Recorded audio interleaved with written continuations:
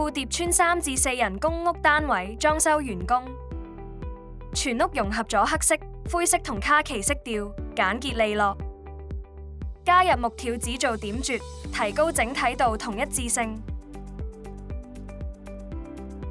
個性化靈活訂製特大獅字櫃，滿足個人需要。玻璃趟門引入自然光線，保持光線充足。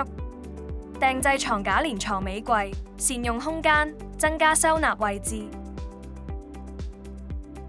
訂製大型衣櫃連書台，提供充足嘅儲物空間。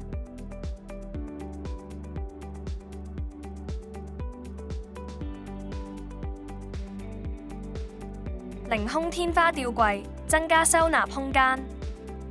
廚房嘅牆身就選用咗有磁力嘅白色珐琅壁板，容易清潔又可以利用磁力配件去增加收納空間。廁所採用咗弧形淋浴間，提升空間利用效率，善用每一寸空間，打造最多嘅收納櫃。想睇到更多裝修案例就快啲 follow 我哋啦！我哋仲提供免費上門度尺報價設計畫圖，歡迎致電查詢。